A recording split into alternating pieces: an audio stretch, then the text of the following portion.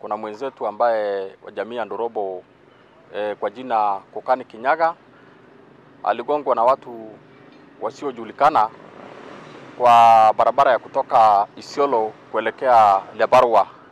Alipotoka kununua chakula na alikuwa anaendesha boda boda, kagongwa risasi na akauawa hapo hapo. Hao watu ambao wameua huyo mtu hawakuchukua pikipiki, lakini waliweza kumuua hapo hapo.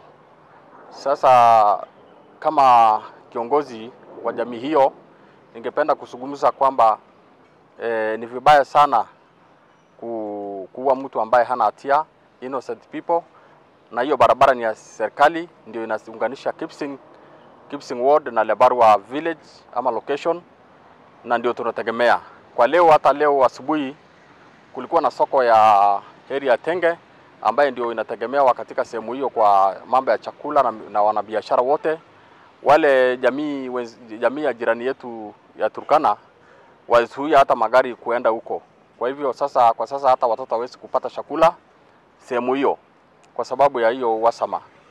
Ningependa kusema hivi kwamba serikali ishughulike na mambo ya hiyo barabara, kwa sababu tumezungumza kwa muda mrefu bila kupata suluhu ya kutosha kutokana na hiyo barabara.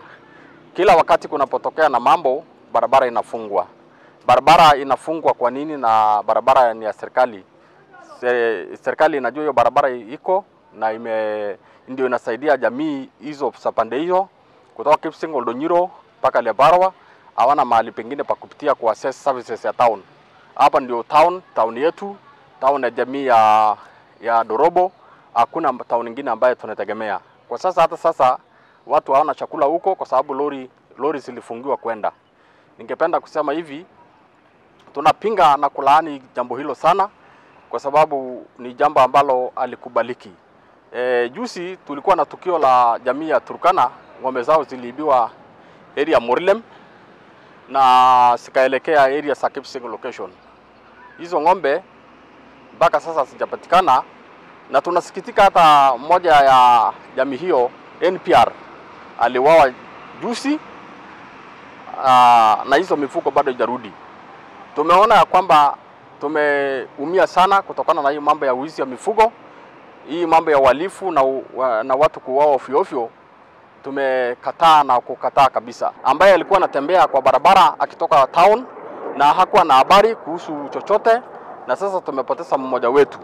Ningependa kusema hivi, jamii hii ndogo yetu ya Ndorobo imeumia kwa muda mrefu, kwa imetengwa kwa njia mbalimbali, na tunataka haki.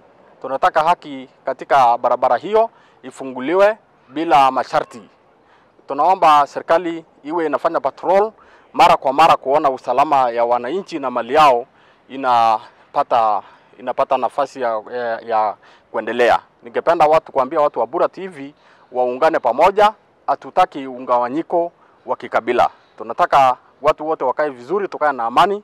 Jamii ya Somali na jamii ya Turkana na Ndorobo tukae vizuri na tupendane na tupange mambo yetu ya usalama vizuri. Lakini kuua watu ambao hawana hatia hatukubali. Sababu tayari tumepoteza mtu ambaye hana hatia, na sasa kuna watu ambao wanakataa kusema ya kwamba si wao wameua, lakini hii incident ya ng'ombe ya juzi ndio imesaa hii mambo ya kifo ya wiki jana, ya huyu mzee ambaye ameuawa jana. Kwa hivyo tunataka viongozi wote wasungumze kuhusu hii mambo, tuweze ikomeshe ione vile